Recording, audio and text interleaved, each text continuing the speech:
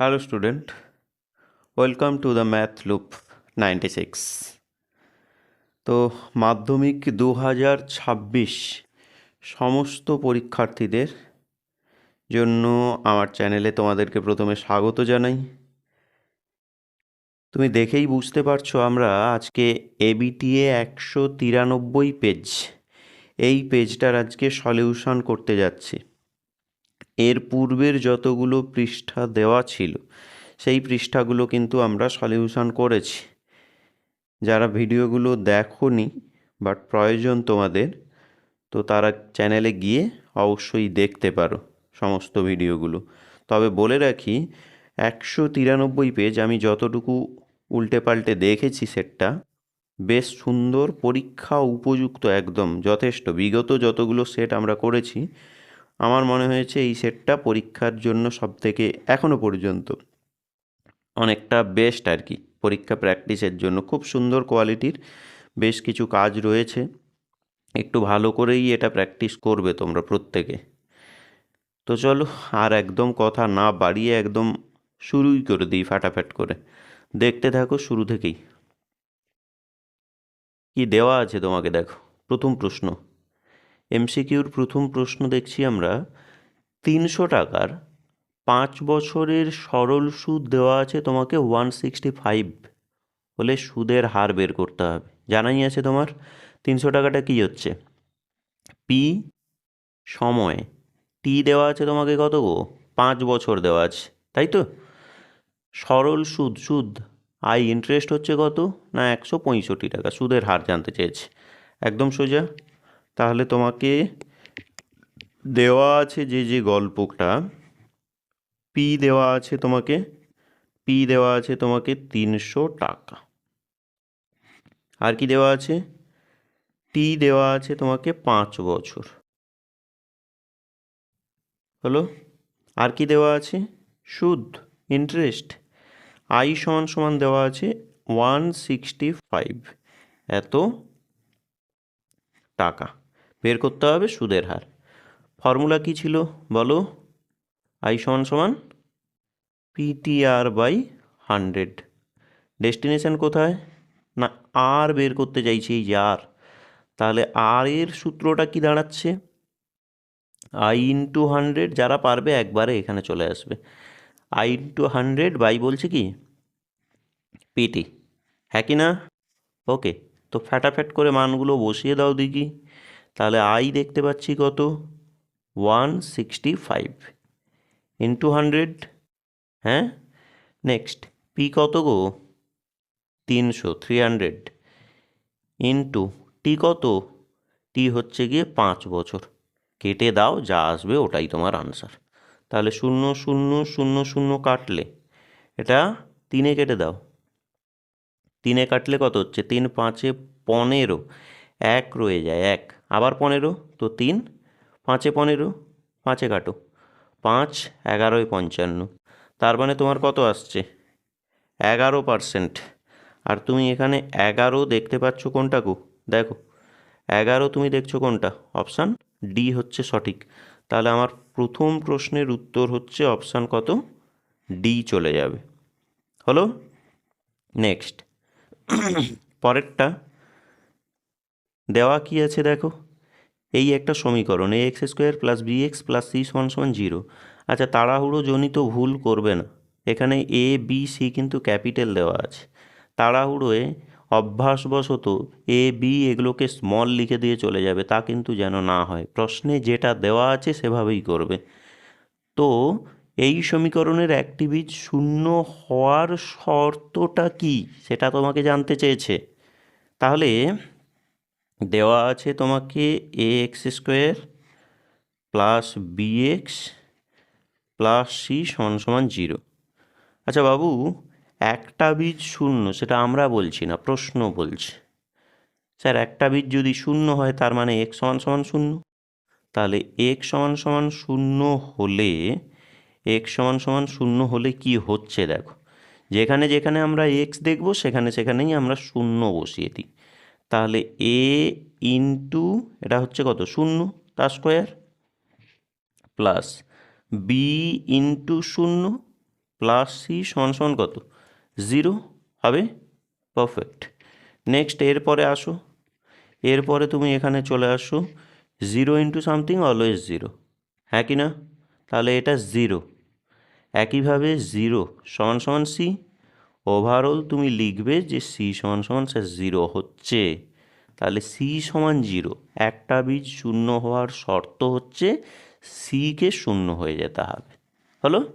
দেখে নাও, যেটা তুমি কোথায় দেখছো সি সমান সমান 0, এটাও আবার অপশান সি। বাবরে, মিল লেগেছো। নেক্সট, কুম্ভ মেলায় হারিয়ে যাওয়া যমজ ভাই একদম, হ্যাঁ। নেক্সট চলে এসো নাম্বার 3, এবিসি ত্রিভুজের পরিকেন্দ্র। এবিসি ত্রিভুজের পরিকেন্দ্র, বাকিটা নেক্সট পেজে আছে, বইটা পাল্টে দেখে নাও।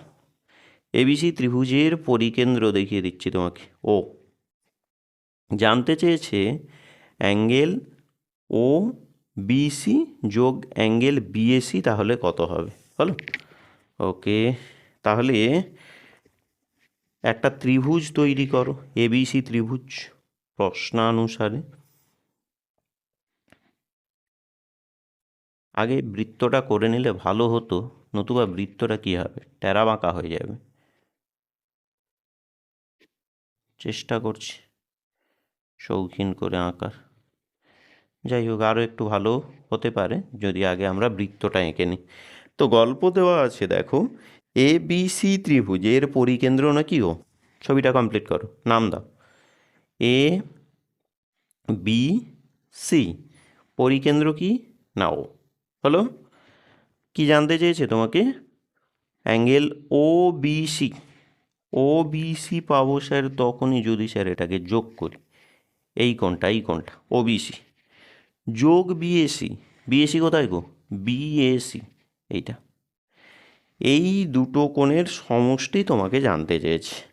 একদম সাদামাটা একটা বিষয়, ভালো করে লক্ষ্য করো, হ্যাঁ। তবে টেক্সট বইয়ে পাবে না কাজটাকে, এটাকে জোড়া দাও। হলো? তাহলে এইটার সঙ্গে এইটাকে তোমাকে যোগ করতে দেওয়া আছে গো। একটা কাজ করোই না, এই ছোট্ট ত্রিভুজটা, বাচ্চা ত্রিভুজটা ও বিসি, একে তুমি টার্গেট করো।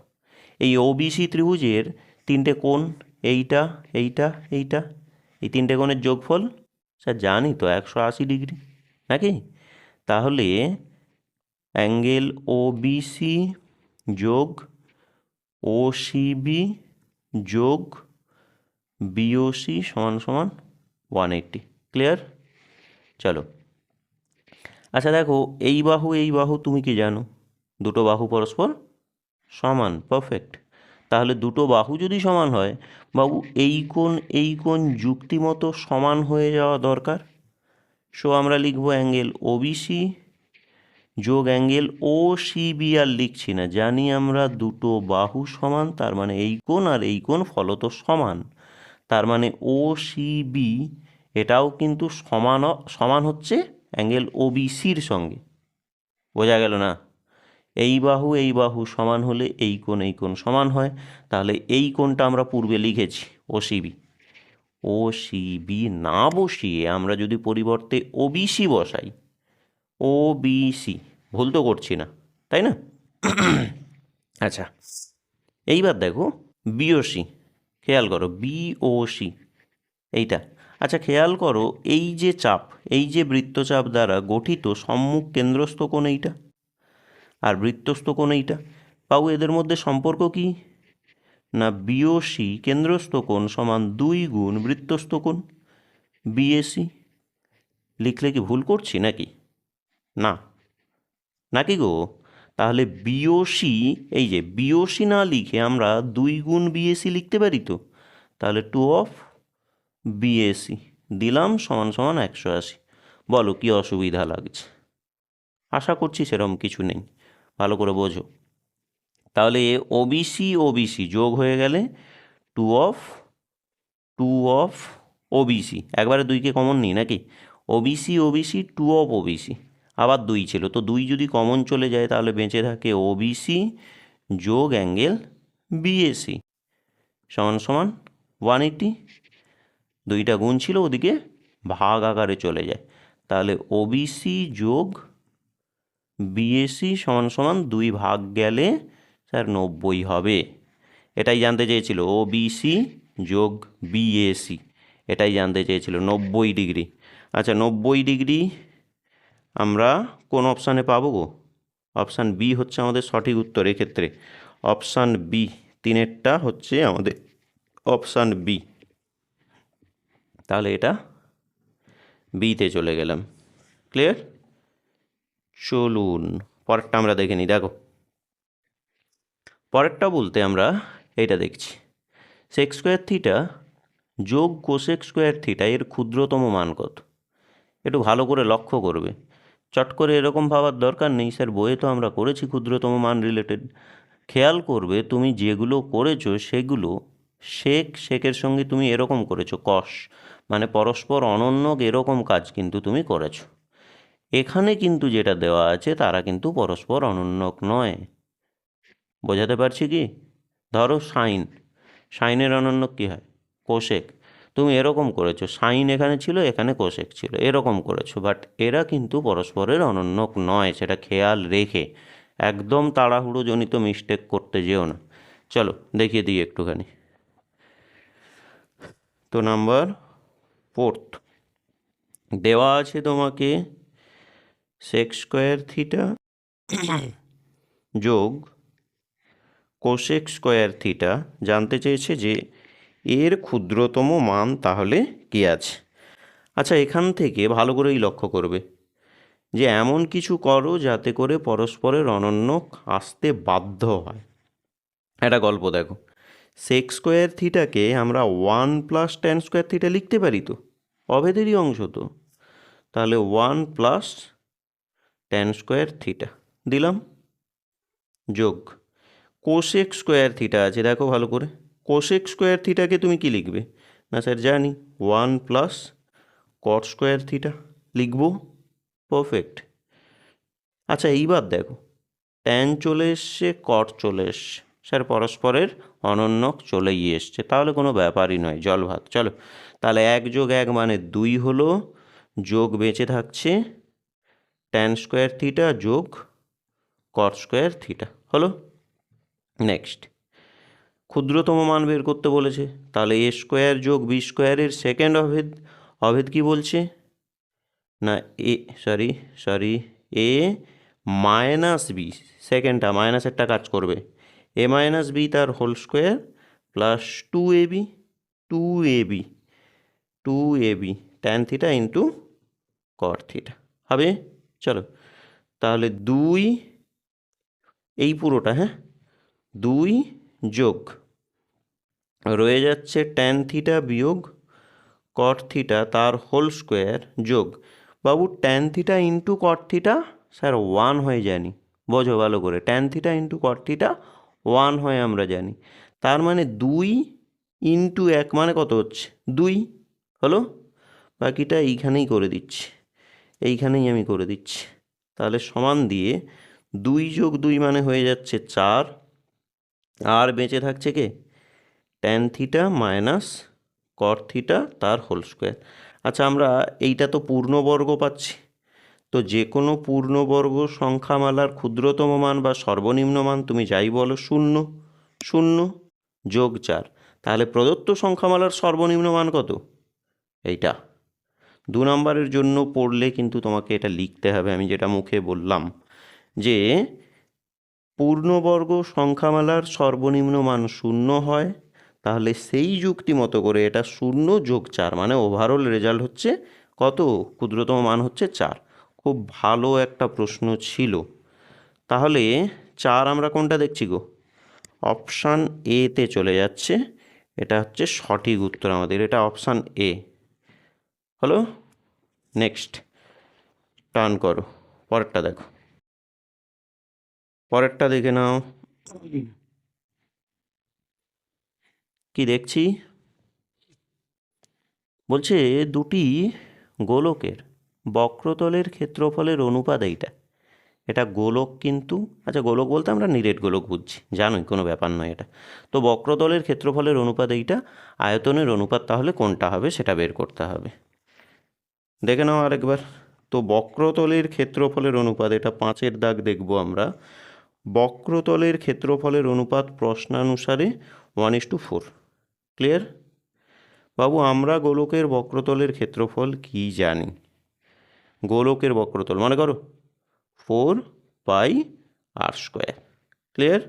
দ্বিতীয়টায় একইভাবে 4πr², ক্যাপিটাল ধরলাম যেহেতু বড় ছিল। 4π বাদ দিয়ে দাও, 4π বাদ দিয়ে দাও, তাহলে তোমার বেঁচে গেছে কি? r/r তার হোল স্কোয়ার, এটাকে আমরা লিখব 1/2 তার হোল স্কোয়ার। হ্যাঁ কি না? পারফেক্ট। বোথ সাইড থেকে পাওয়ারকে বাদ দাও, তাহলে স্যার r/r সমান হচ্ছে 1/2।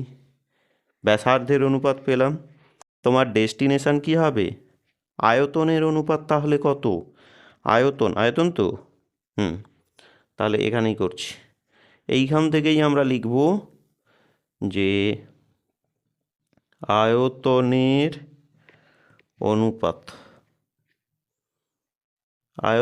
অনুপাত কত আসবে? গোলকের আয়তন স্যার 4/3πr³ প্রথমটায় 1, একইভাবে 4/3πr³ দ্বিতীয়টায় আর কত না 2।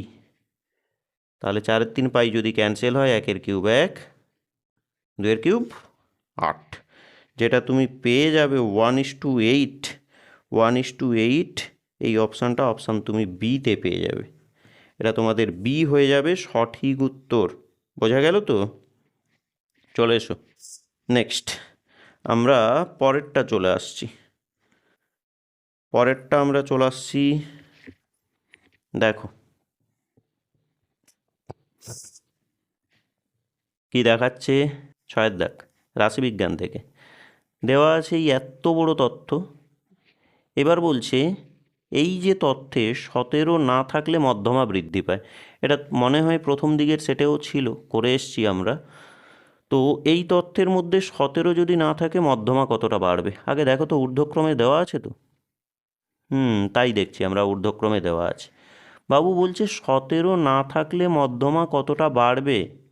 তো আমরা কি করি না, 17 থাকাকালীন অবস্থায় একবার আমরা মধ্যমা দেখব, 17 না থাকলে মধ্যমা একবার চেক করব কতটা বাড়বে স্যার। বিয়োগ করে দেখতে হবে কতটা বাড়ে। তাহলে ফার্স্ট কাজ হচ্ছে 17 থাকাকালীন অবস্থায় একবার মধ্যমা দেখো। তো 17 থাকলে কটা তথ্য আছে কাউন্ট করো ফাটাফাট করে, গনো। 1 2 3 4 5 6 7। 17 থাকাকালীন অবস্থায় এন হচ্ছে কত না 7। এন সমান 7। যেই 7টা কি? যেই 7টা একটা অযুগ্ম সংখ্যা। তাহলে অযুগ্ম সংখ্যার ক্ষেত্রে মধ্যমা কি হয় মনে করো? মধ্যমা কি হয়? n+1/2 এত তম মান হলো। আর এটা ক্যালকুলেট করেই না, তাহলে কত হচ্ছে? n হচ্ছে 7 + 1 মানে হচ্ছে 8/2। 8/2 তাহলে 4তম মান। আচ্ছা, সেই সঙ্গে 4তম মানটাও তুমি এখান থেকেই দেখো, ঊর্ধ্বক্রমে দেওয়াই আছে। তাহলে একদম এইখান থেকে কাউন্ট করো, 1 2 3 4। 4 কত গো? 4তম মানটা স্যার 13 হচ্ছে। দিয়ে দিই, তাহলে 4তম মানটা হচ্ছে অ্যাকচুয়াল কত না 13। কথা বলছি। এবার 17 যদি না থাকে তাহলে 17 কবার ছিল প্রশ্ন চেক করো, ওখানে দেখো একবারই ছিল। 17 যেহেতু একবার ছিল, ওটা যদি না থাকে তাহলে এন তো আর 7 হচ্ছে না। কত হচ্ছে? তাহলে এন সমান 6 হচ্ছে। মানে কি? যুগ্ম হবে তো। আর যুগ্ম তথ্যের মধ্যমা ভুলে গেছো নাকি? মনে করিয়ে দিই, কী ছিল? 1/2 × n/2তম মান, 1/2 × n/2 তম মান যোগ n/2 + 1 তম মান। আমি আর লিখছি না, কুলোচ্ছে না, তম মান হলো। তম বলেই ছেড়ে দিলুম। তাহলে গল্পটা কি দাঁড়াচ্ছে দেখো, n/2, এক্ষেত্রে n হচ্ছে কত? 6। বাই 2 মানে হচ্ছে আমাদের 3তম মান, ক্লিয়ার? আর এটা কত হচ্ছে 3, 6/2 মানে 3 যোগ 1 মানে 4তম মান, হলো? ওকে, তাহলে হাফ ইন্টু চেক করো এবার 3তম মান, তবে মাথায় রেখে 17 কিন্তু আর থাকছে না আমাদের দলের মধ্যে। 17 না থাকলে, 17 আর না থাকলে 3তম মান কত? 1 2 3, কত? 1 2 3 মানে হচ্ছে 11, 11। আর হচ্ছে 4তম মান কত? 1 2 3, 1 2 3 4, আচ্ছা 13 হচ্ছে। তাহলে 11 এবং 13, তাহলে হচ্ছে 11 যোগ এটা কত? 4তম মান হচ্ছে 13, 11 যোগ 13 হচ্ছে, হলো? তাহলে হচ্ছে গিয়ে 4 2 24/2 মানে 12। অ্যাকচুয়াল খেয়াল করে দেখো এক্ষেত্রে মধ্যমা কি আদতেও বাড়লো? না, কিন্তু 13 ছিল 12 হয়ে গেছে, কমে গেছে। বাট আমাদের প্রশ্ন জানতে চেয়েছে বৃদ্ধি কত, তাহলে মধ্যমা বৃদ্ধি, মধ্যমা বৃদ্ধি কতটা? শেষেরটা থেকে প্রথমটাকে বাদ দিচ্ছি, মানে কত হয়ে যাচ্ছে? -1, যেটা তুমি অপশান ডিতে খুঁজে পেয়ে যাবে। অপশান ডি বলছে, তাহলে মধ্যমা ক্ষেত্রে বৃদ্ধি হচ্ছে -1, হলো? বৃদ্ধি তো হয়নি, বরং হ্রাস পেয়েছে, তাই জন্যই তো মাইনাস হলো। ক্লিয়ার হয়ে গেছে? পারফেক্ট, এই যে -1। চলে এসো 2-এর দাগ।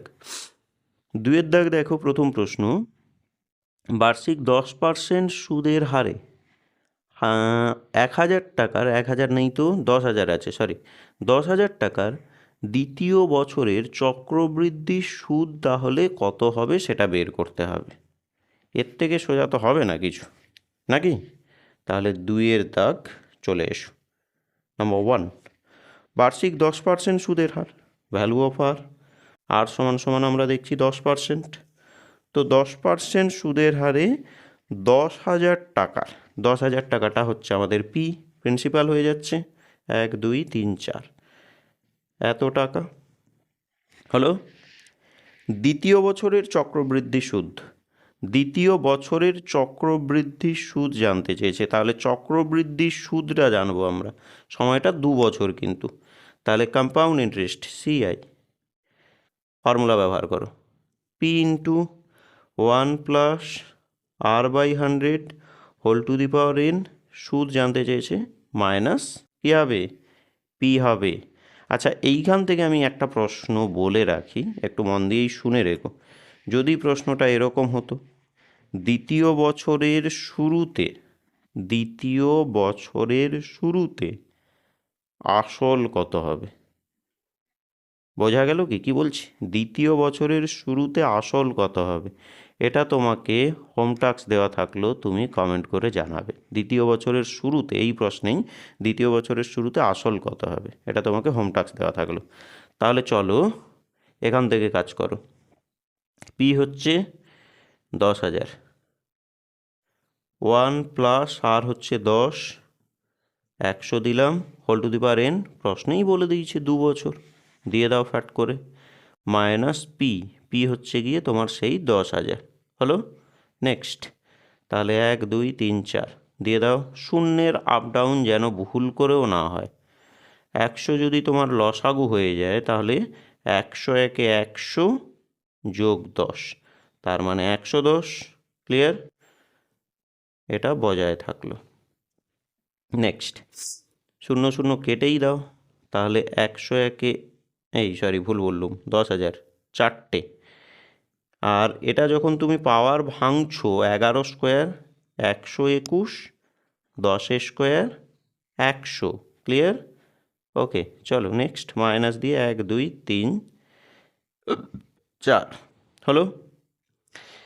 এইবার দেখো, এমতো অবস্থায় কাজ করতে পারো, আর নতুবা কমন নিতে পারো, দরকার নেই, সোজা একদম সাদামাটা একটা গল্প, অযথা কমন নিতে হবে না, এমনিই এসে যাবে। তাহলে 121 একে 121, তৎসহ দুটো শূন্য ছিলই, মাইনাস হচ্ছিল এটা 1 2 3 4, তাহলে গল্প দাঁড়াচ্ছে এইটা, গল্প দাঁড়াচ্ছে তোমার এই গল্পটা। হলো, গল্প দাঁড়াচ্ছে এটা। আমি ঠিক করলুম তো, না কোথাও ভুল রয়ে গেছে? না, ঠিকই তো আছে মনে হচ্ছে। তাই তাহলে গল্প দাঁড়াচ্ছে চক্রবৃদ্ধি সুদ, কম্পাউন্ড ইন্টারেস্ট হচ্ছে গিয়ে 2 বছরের শেষে আমরা এইটাকেই ধরবো। হলো, ক্যালকুলেশন মিস্টেক নেই তো? বাকিটা একটু দেখে নিও, এটাই গল্প। নেক্সট চলে এসো, তাহলে আমরা পরেরটায় চলে যাই। পরেরটা বলতে আমরা নেক্সট দাগ নাম্বার, আমরা 2-এর দাগের 2 নিয়ে কথা বলবো। 2-এর দাগের 2-এ ভেদ থেকে প্রশ্ন দেওয়া আছে দেখছি আমি। কি দেখছি আমরা? তাহলে দেওয়া আছে X ভ্যারাইজেস Y Z, Y ভ্যারাইজেস A B square এবং হচ্ছে জেড ভ্যারাইজেস এটা দেওয়া আছে। তাহলে এক্স ভ্যারাইজেস কত আসবে? ফিনিশিংটা একদম সোজা, ভেদ থেকে একদম সোজা একটা প্রশ্ন ছিল। গল্পটা ছিল কি? এক্স ভ্যারাইজেস ওয়াই জেড দিলুম। নেক্সট পরেরটা কি বলেছে তোমাকে? Y ভ্যারাইজেস A B square. হলো, নেক্সট আরেকটা কি দেওয়া আছে? না z varies as b by a. হলো, এইটা দেওয়া আছে। ফিনিশিংটা কি হবে? না এক্স ভ্যারাইজেস কত হবে? কি করব? একটা কাজ করো না, যে 3টেতে আমরা এই সমানুপাতি চিহ্নগুলোকে রিমুভ করি, বুঝলে? আর রিমুভ করতে গেলে তুমি তো জানোই ভেদ ধ্রুবককে নিয়ে আসতে হবে। তার মানে আমরা এখান থেকে লিখব এক্স সমান, এখানে K1 আনছি, ধরো K1 ওয়াই জেড লিখব। এখানে লিখব ওয়াই সমান K2 এ বি স্কোয়ার লিখব। তাহলে এখানে K3, তাহলে জেড সমান K3 বি বাই এ হবে। ওকে, আর এখানে চেষ্টা করবে লিখে দেওয়ার যে K1 K2 K3 হলো ভেদ ধ্রুবক বলে লিখবে এটা। হ্যাঁ, আমি কমপ্লিট করছি না আর, ওটা ওখানে লিখবে। আচ্ছা খেয়াল করো, তুমি জেডের মান জানোই, এই জায়গাতে তুমি জেডের মান বসাতে পারো নিশ্চয়ই, ক্লিয়ার? তুমি খেয়াল করো, তুমি ওয়াইয়ের মানটাও জানো, এই ওয়াইয়ের মানটাকে তুমি এখানে বসাতে পারো। তাহলে নেক্সট কি গল্প দাঁড়াচ্ছে? এক্স সমান সমান K1 থাক, ওয়াই কত এখান থেকে তুলে আনো। ওয়াই হচ্ছে sir K2 A B square দিলাম। জেড, জেডকে এখান থেকে তুলে আনো, K3 বি বাই হচ্ছে কত? বাই হচ্ছে এ। হলো, দিলাম, পারফেক্ট। আচ্ছা এইখান থেকে কাটবে? কেটে তো যাচ্ছে, কাটা উচিত। এ কেটে গেল লবর থেকে, আর কেউ দেখছি না। তাহলে বেঁচে থাকে K1 K2 K3, K1 K2 K3, আর বেঁচে থাকে কে? আর বেঁচে থাকে বি স্কোয়ার, এবং বি মানে হচ্ছে স্যার বির কিউব বেঁচে থাকে। হলো, আচ্ছা বাবু এইগুলো তো ধ্রুবক, আমরা তো শুরুতেই বলে গেছি এগুলো তো ধ্রুবক। তাহলে ধ্রুবককে রিমুভ করতে গেলে, রিপ্লেস করতে গেলে ভ্যারাইজেস রয়ে যাচ্ছে বির কিউব হবে। তো আমাকে জানতে চাইছিল এক্স ভ্যারাইজেস ড্যাশ, তাহলে ওই ড্যাশে কত বসবে গো? বির কিউব বসে যাবে। বোঝা যাচ্ছে? খুব ভালো প্রশ্ন। নেক্সট 3-এর দাগ, আমি শুরুতেই বলে দিয়েছি কিন্তু এই সেটটাতে বেশ গোছানো প্রশ্ন কাঠামো, তোমাকে অবশ্যই ভালো করে সেটটাকে প্র্যাকটিস করতে হবে, পরীক্ষার জন্য বেশ গোছানো। পরেরটা বলেছে বৃত্তের, বৃত্তের কোনো ব্যাসের প্রান্তবিন্দুতে, ব্যাসের প্রান্তবিন্দুতে অঙ্কিত স্পর্শক দুটি পরস্পর ড্যাশ। তুমি তো সম্পাদ্যতে করেইছো স্পর্শক যখন তুমি অঙ্কন করো কোনো একটা বৃত্ত, ভালো করে বোঝো, করেইছো অলরেডি। কোনো একটা বৃত্ত, এটা হচ্ছে তার কিনা ব্যাস, ও কেন্দ্রীয় বৃত্ত, তাহলে এ এবং বি হচ্ছে কি? ব্যাস। এ বি হচ্ছে ব্যাস। এবার বলছে ব্যাসের প্রান্তবিন্দুতে অঙ্কিত স্পর্শক দুটি ড্যাশ বলে দিয়েছে। তুমি ছবিটা এঁকে ফেলো না। তাহলে এই একটা স্পর্শক, বি বিন্দুতে এই একটা স্পর্শক, এদের মধ্যে সম্পর্ক কি? ধরে নাও এটা কিছু একটা পি কিউ আর এস, এদের মধ্যে সম্পর্ক কি? না স্যার পি কিউ সমান্তরাল আর এস হয়।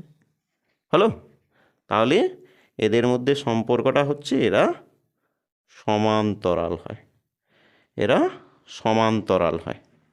ক্লিয়ার তো? একদম। চলে এসো, তাহলেই আমরা নেক্সট নাম্বার 4 দেখি, 4-এর দাগ। 4 কি বলছে?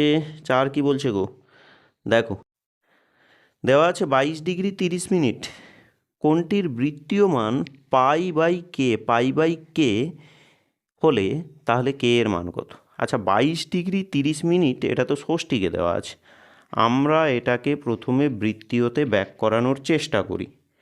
দেওয়া আছে 22 ডিগ্রি 30 মিনিট, হলো। আমরা এটাকে প্রথমে চেষ্টা করি যে এটা ব্যাক করে কিনা, দেখাই যাক। তাহলে 22 ডিগ্রি থাক, 30 কিন্তু মিনিটে আছে, তাহলে মিনিট থেকে আমরা যদি ডিগ্রিতে ব্যাক করি তাহলে 30 বাই কি লিখব? 60, সেটা ডিগ্রি হয়ে গেল। 0 0 কেটে দাও, 3 2 6 কেটে দাও, ওভারঅল গল্পটা 22 ডিগ্রি যোগ হচ্ছে হাফ ডিগ্রি, তাহলে এখানে 2 হচ্ছে লসাগু। ক্লিয়ার? 2/22 44 যোগ 1, পুরোটা এখন ডিগ্রিতে, তাহলে হচ্ছে তোমার 45/2 ডিগ্রি। বাট গল্পটা দেওয়া আছে এটার বৃত্তীয় মান। আচ্ছা, এটাকে যদি আমরা বৃত্তীয়তে ব্যাক করাতে চেষ্টা করি তাহলে ষষ্ঠীকে যা থাকে গুণ পাই/180 করতে হয়, হ্যাঁ কি না? পারফেক্ট। কেটে দাও, একদম কাটতে পারো, নতুবা 9 কাটতে পারো। 9 5 45, 9 2 18, তো 5 4 20 হয়। ওভারঅল গল্পটা দাঁড়াচ্ছে পাই/2 4 8, পাই/8 এটা আমাদের দাঁড়াচ্ছে। প্রশ্নে কত বলে দিয়েছে? পাই/কে। প্রশ্নে বলেছে পাই/কে, তাহলে কে এর পরিবর্তে কত? প্রশ্ন বলেছে এটা পাই/কে, এটা আমরা বলছি না, এটা প্রশ্ন বলছে। বাট আমরা পেলাম পাই/8, তাহলে আমরা লিখব কে সমান সমান 8 হবে। দুটোর কম্পেয়ার করলে তাই পাওয়া যায়। চলো নেক্সট প্রশ্ন দেখার প্রয়োজন আছে, দেখেই নাও। পাই/কে হলে কে কত? তাহলে কে হচ্ছে 8। চলো নেক্সট, একটি সমকোণী চৌপল, বলো বলো ফাটাফাট করে, সমকোণী চৌপল কি? আয়ত ঘন। একটি সমকোণী চৌপলের কর্ণের সংখ্যা ড্যাশটি, কটা হয়? 4টি। কটা হয়? 4টি। একটি সমকোণী চৌপলের কর্ণ হচ্ছে 4টি। নেক্সট পার্টটা চলে যাও, 6-এর দাগ। প্রথম 5টি অযুগ্ম স্বাভাবিক সংখ্যার যৌগিক গড় কত? প্রথম 5টা অযুগ্ম স্বাভাবিক সংখ্যার যৌগিক গড় বের করতে হবে। তাহলে আমরা 6-এর দাগ করছি। প্রথম 5টি অযুগ্ম স্বাভাবিক সংখ্যার গড়। অযুগ্ম সংখ্যাগুলো কত কত? অযুগ্ম মানে কি? অযুগ্ম, যেগুলো যুগ্ম নয়, জোড় নয়, বিজোড় সংখ্যা।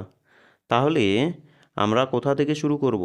1, তারপর 2 হবে না, 2 জোড়, 3 5 7, কটা হলো? 4টে, আর একটা হচ্ছে গিয়ে তোমার 9। খেয়াল রেখো তুমি কিন্তু অযুগ্ম সংখ্যা লিখছো, মৌলিক সংখ্যার সঙ্গে যেন না আবার গুলিয়ে ফেলো, গণ্ডগোল হয়ে যাবে তখন। অযুগ্ম সংখ্যা লিখছো, অযুগ্ম বিজোড় সংখ্যা 1 3 5 7 9, প্রথম 5টা। তাহলে গড় করতে বলেছে, যোগ করো বাই 5 করো, তাহলে কত হচ্ছে এটাকে একটুখানি হিসেব করে ফেলো।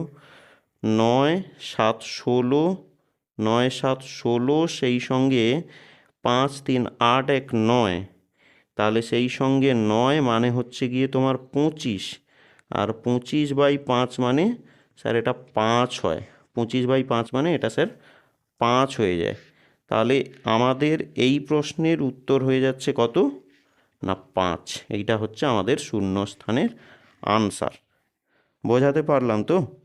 নেক্সট, এরপরে আমরা কত দাগ দেখব? 3-এর দাগ চেক করব, হলো। 3-এর দাগ দেখব। তো আমরা প্রথম প্রশ্নটা কি দেখছি 3-এর দাগের, দেখে নাও একটুখানি। নাম্বার 1 সত্য মিথ্যাগুলো দেখবা, তুমি জানোই তো 3-এর দাগে সত্য মিথ্যাই থাকে। প্রথম প্রশ্ন, কমলের মূলধন অমলের মূলধনের 1.5 গুণ হলে তাদের লভ্যাংশ বন্টনের অনুপাত দেওয়া আছে 2:3। Is it true or false? সেটা আমাকে যাচাই করতে হবে। একদম সোজা, ভালো করে বোঝো। তাহলে নাম্বার 1 একের দাগ আমরা চেক করব। তো কমলের মূলধন অমলের মূলধনের 1.5 গুণ। অমলের মূলধন তো আমার জানা নেই, তাই না?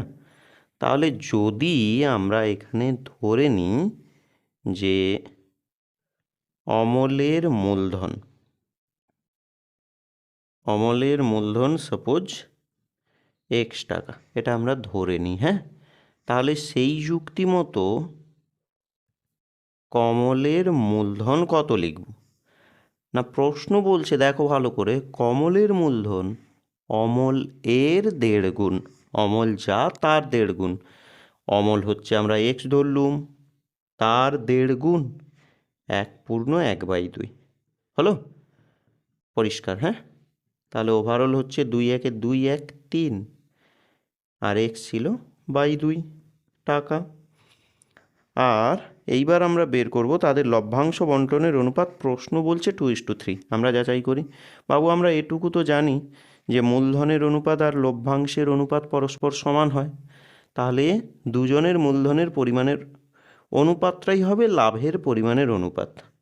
তাহলে আমরা এখান থেকে লিখব লভ্যাংশের অনুপাত। অমলের জন্য দেখছি x, আর এদিকে আমরা দেখছি 3x/2। এক্সগুলো বাদ দাও, তাহলে 1, এদিকে 3/2। ভগ্নাংশের অনুপাত রাখছি না, তাহলে হরে থাকা সংখ্যা দিয়ে গুণ করে দাও। অ্যাকচুয়াল 2 1 2, আর এদিকে হচ্ছে কত? 3/2 গুণ 2, 2 2 যদি কেটে যায় 2:3। এটা সঠিকটা। প্রশ্ন কত বলছে? 2:3 একদম। তাহলে বিবৃতিটি সত্য ছিল। হলো? চলে এসো নেক্সট, পরেরটা। 2-এর দাগ আমরা দেখব। 2-এর দাগ কি দেখাচ্ছে তোমাকে প্রশ্ন? তাহলে নাম্বার 2 দেখছি। এইটা দেখো, বলছে √3 - 2 এর সঙ্গে তার অনুবন্ধীকরণের যোগফল, সেটা করে দেখতে হবে। একদম সোজা, মুখে মুখে চলেই আসে, বাট প্রয়োজন নেই, করেই দেখো একটুখানি। তাহলে √3 - 2 তার সঙ্গে তার অনুবন্ধীকরণের যোগফল বের করব। আচ্ছা বলো দেখি, এইটার অনুবন্ধীকরণীটা কত মনে আছে তো? অনুবন্ধীকরণের একটা সহজ গল্প আমি পূর্বের ভিডিওতে বলেছিলাম, মনে করো যে একদম সোজা সাপটা গল্প। জাস্ট রুটের সামনে সিম্বলটাকে তুমি বদলে দেবে, তাহলে প্লাস ছিল, এখানে মাইনাস, আর কিছুই নয়, কিন্তু আর কিছুই নয়, এদের যোগফল প্রশ্ন জানতে চেয়েছে। তাহলে √3 - 2 প্লাস মাইনাস তো -√3, একইভাবে -2 প্লাস -√3 ক্যান্সেল হলো, প্লাস -√3 ক্যান্সেল হলে কত হচ্ছে? -4। প্রশ্ন তাই দেখাচ্ছে, তাহলে এটা নিশ্চিত কী হবে? সত্য। হলো? চলে এসো নাম্বার পরবর্তী। দেখে নাও, এটা কিন্তু -4 দেখাচ্ছে। হ্যাঁ, নেক্সট চলে এসো নাম্বার 3। কি বলছে? না, ABCD একটা রম্বস যার কর্ণ দুটো AC এবং BD। তাহলে একটা ছবি আঁকবো, দিয়ে এইটা বলছে সঠিক কি না সেটা যাচাই করতে হবে। দেখাই যাক সঠিক হয় কি না। তাহলে ABCD একটা রম্বস আগে তৈরি করো। ফার্স্ট আমাদের দায়িত্ব হচ্ছে একটা রম্বস বানিয়ে নেওয়া। ফ্যাটাফ্যাট করে একটা রম্বস বানাও। প্রশ্ন বলছে ABCD এমন একটা রম্বস, এবং আর বলে দিয়েছে তোমাকে ACBD কর্ণ। ACBD তো কর্ণ হবেই, সেটা কর্ণ টেনে ফেললেই হলো। এই একটা কর্ণ, এই একটা কর্ণ। আচ্ছা ধরে নাও কর্ণদ্বয় পরস্পরকে ও বিন্দুতে ছেদ করে। আচ্ছা ছেদ করে অ্যাকচুয়াল রম্বসের ক্ষেত্রে, এটা তুমি তো রম্বস তৈরি করলে, রম্বসের বৈশিষ্ট্যটার তুমি মনে করার চেষ্টা করো তো। কর্ণদ্বয় পরস্পরকে সমকোণে সমদ্বিখণ্ডিত করে। তাহলে প্রত্যেক কটা কোণ কিন্তু 90, প্রত্যেক কটা কোণ কিন্তু এখানে 90। এইবার একটা ইকুয়েশন দিয়েছে, জানতে চেয়েছিল ওটা সঠিক নাকি ভুল ছিল। খেয়াল করো, এই যে একটা বাচ্চা বাচ্চা ত্রিভুজ, চারটে যে বাচ্চা বাচ্চা যে ত্রিভুজগুলো এলো, ওই ত্রিভুজগুলো তো প্রত্যেকেই সমকোণী ত্রিভুজ। সমকোণী ত্রিভুজ হলে তাদের জন্য পিথাগোরাস থিওরেম কাজ করবে নিশ্চয়ই, হ্যাঁ কি না? পারফেক্ট। চলো তাহলে এইটা যদি সমকোণ হয় স্যার বিপরীত বাহু অতিভুজ, তাহলে এ বি স্কোয়ার সমান সমান কী হবে? এ ওর স্কোয়ার যোগ বি ওর স্কোয়ার হওয়া উচিত, একদম হতেই হবে। এইবার আমরা এরকম কিছু পেলাম, আমাদের প্রশ্ন কি দেখাচ্ছে, মন দাও মন দাও। এসি দেখাচ্ছে, বিডি দেখাচ্ছে, এবি দেখাচ্ছে। একটু এখানে ব্যাক করো। এসি এসি দেখাচ্ছে, আর কাকে দেখাচ্ছে? বিডি। এসি দেখাচ্ছে, বিডি দেখাচ্ছে, এবি দেখাচ্ছে। এবি তো অলরেডি পেলাম, এটা নিয়ে ঘাবড়ানোর কিছু নেই। বাকি আনতে হবে এসি এবং বিডি। আচ্ছা, একটা জিনিস খেয়াল করেছো, যে যেটাকে আমরা এ ও লিখলাম, আবারও বলছি এ ও লিখলাম, সেটা অ্যাকচুয়াল এসির ঠিক হাফ, হ্যাঁ কি না? তাহলে এ ও অ্যাকচুয়াল হচ্ছে হাফ। কার হাফ? না এসির হাফ, নাকি চেঞ্জ করলাম জাস্ট? বিও বিও একই যুক্তি মতো করে হাফ। কার হাফ? না বিডির হাফ। তাহলে বি ডির হাফ, হাফ। বোঝা গেল? কেননা শুরুতেই তো বলে দিয়েছি রম্বসের বৈশিষ্ট্যই ওটা, কর্ণদ্বয় পরস্পরকে সমকোণে, দ্বিতীয়ত সমদ্বিখণ্ডিত করে, দ্বিখণ্ড। তাহলে দুটো সমান সমান খণ্ড তো, তাহলে এওকে লিখবো, এও হলো প্রকৃতপক্ষে এসি এর হাফ, বিও হলো বিডি এর হাফ।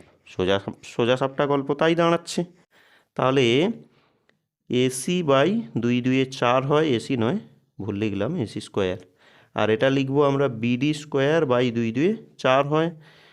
প্রসঙ্গত চার আমাদের লসাগু, তাহলে এসি স্কোয়ার যোগ বিডি স্কোয়ার, চারটা এদিকে গুণ হয়ে যাবে, তাহলে হচ্ছে four AB square, four AB square. বোঝা গেল? চারটা গুণ হচ্ছে তো, বাকি বেঁচে রয় এসি স্কোয়ার যোগ বিডি স্কোয়ার। তাহলে এই ফর্মুলা শেষমেশ, এই অবস্থা আমাদের শেষমেশ দাঁড়াতে হবে, তাহলেই সঠিক। বাট তোমার প্রশ্ন তুমি যেটা দেখছো, খেয়াল করো, ম্যাচ করে যাচ্ছে, বাট এইখানে গন্ডগোল হয়ে গেছে। দুই, যদি দুয়ে স্কোয়ার থাকতো তখন নয় ঠিক হতো। আমাদের দাঁড়াচ্ছে কত? আমাদের এইটা দাঁড়াচ্ছে চার দাঁড়াচ্ছে, বাকি সব দেখো হুবহু ম্যাচ করে গেছে। তো যেহেতু সম্পূর্ণ পাইনি, তাহলে এটা মিথ্যা বলেই আমরা ঘোষণা করলুম। তিনের দাগ হচ্ছে গিয়ে মিথ্যা হলো। চলে যাও নেক্সট। নেক্সট আমরা পরবর্তী দাগে চলে যাই। আর বোঝা যাচ্ছে নিশ্চয়ই প্রত্যেক কটা টপিক? যদি বুঝতে অসুবিধা থাকে জানিও। আর যদি মনে হয় ভিডিওটা ইনফরমেটিভ ভালো লাগছে, একটু অক্সিজেন দিও, অর্থাৎ লাইক করে দিও একটা। পরেরটা চলে এসো, আমরা নাম্বার 4 নিয়ে কথা বলছি। আমরা চারের দাগ দেখব। চারের দাগ কি দেখাচ্ছে তোমাকে? দেখো, চার, চার কোথায় গো? আচ্ছা, এইখান থেকে শুরু হচ্ছে অ্যাকচুয়াল। এরকম একটা গল্প দেখাচ্ছে, তো এর মান হচ্ছে 0 ডিগ্রি। এটা ট্রু নাকি ফলস সেটা আমরা দেখব, সত্য কি মিথ্যা সেটা আমরা দেখব। মান মনে আছে তো? cos 0 কত হয় বলো? cos 0 1 হয়। কতদূর চলছি এরকম করে চলছি একদম, আমরা কতটা না 89 পর্যন্ত চলছি আমরা, ক্রমশ 89 পর্যন্ত চলছি। এর মান নাকি 0। চলো দেখাই যাক, এটাকে আমরা বের করে নিই। আমরা চারের দাগ দেখাচ্ছিল cos 0 degree into cos 1 degree into cos 2 degree, এরকম করে ক্রমশ আমরা চলে গেছিলাম cos কার কাছে?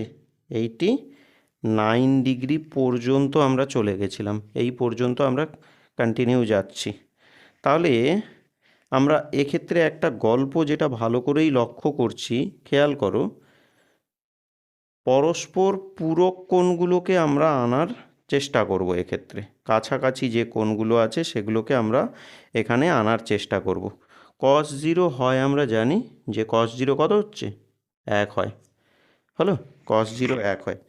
নেক্সট যেটা দেখছি, কস 1 ডিগ্রি, ওর কাছে আমরা নিয়ে চলে আসি 89, কেননা ওরা পরস্পর পূরক, হ্যাঁ কি না? তাহলে নিয়ে চলে আসছি কস 89। একইভাবে ক্রমশ চলুক। তাহলে কস 2 ডিগ্রি, ওর কাছে তাহলে কত আনবো? কন্টিনিউ চলছে 89 পর্যন্ত, তার মানে 89 হচ্ছে শেষ সীমা। তার আগে আমরা 88কে পাবোই, ডট ডট দেওয়া আছে, তাই তো? তাহলে এখান থেকে লিখব কস 88 degree, dot dot dot dot লিখছি, আর কোনো লিখছি না। তাহলে এমতো অবস্থায় চলতে চলতে একজন কিন্তু সঙ্গী পাবে না পূরক হওয়ার জন্য। বলো ফটাফট করে, কেসে 45, 45কে সঙ্গী পেতে গেলে আরও একটা 45 চাই, কিন্তু রিপিট তো হচ্ছে না, তাই না? তাহলে আমরা ফিনিশটা লিখব কস 45 ডিগ্রি। হলো, চলে এসো, 1 দিয়ে গুণ করছি, আর দরকার নেই একটা বসানোর। নেক্সট, এইবার এখান থেকে আমরা কি লিখব না, কস 1 ডিগ্রি ইন্টু কস 89, কস 89 লিখছি, তাই তো? তাহলে এখান থেকে আমরা কি লিখব না, এটা হচ্ছে কস 89কে লিখব 90 ডিগ্রি, 90 ডিগ্রি মাইনাস 1। এবার আমরা লিখব কস 2 ডিগ্রি, 88কে লিখব 90 ডিগ্রি মাইনাস 90 ডিগ্রি মাইনাস, তাহলে কত আসবে 2, ডট ডট করে চলছে, ইন্টু কস 45। মনে করো কস 45-এর মান কত? 1/√2, পারফেক্ট। আচ্ছা, cos 1 degree into, sir cos 90 minus theta হয় sine theta, sine theta 1। Next, cos 2 degree, এবার কস 90 মাইনাস 2, কস 90 মাইনাস 2, আবার হচ্ছে গিয়ে সাইন 2 ডিগ্রি, বাকিটা রয়ে গেল, বাকিটা রয়ে গেল। আচ্ছা, এটা কি হবে এই অবস্থায়? কস 1 ইন্টু সাইন 1, কস 1 ইন্টু সাইন 1, গণ্ডগোলে লাগছে তো বিষয়টা। 1 মিনিট। আচ্ছা, এর মান, হ্যাঁ, ইস কি বোকা আমরা, আমরা নয় আমিই বোকা। কেন বলো? আমরা সত্য মিথ্যা করতে চাইছি, আমরা সত্য মিথ্যা করতে চাইছি। প্রশ্নে বলে দেওয়া আছে যে এর মান নাকি 0, এর মান নাকি 0, 0 আসার তো কোনো সম্ভাবনা দেখছিই না। তাহলে এটা কিন্তু মিথ্যা বলছে, এ তো আর নামাতে পারছি না। ভালো করে বোঝো, এটা এত বড় নামানোর বোঝারও কোনো প্রয়োজন নেই। বলছে এই পুরো অংশের মান নাকি কত, পুরো অংশের মান নাকি 0 বলেছে। অ্যাকচুয়াল সম্পূর্ণটার মান নাকি 0, সেটা আমাকে যাচাই করতে হবে। 0 হলে কত চাই? কস 90 চাই। ধরো এর সঙ্গে একটা কস 90 ছিল, কস 90 মানে কত হয়ে যায়? 0, আর গুণ হচ্ছিল, তখন গিয়েই এটা 0 হতো। শুরুতে একটু দেখার ভুলের জন্য গণ্ডগোলটা হলো।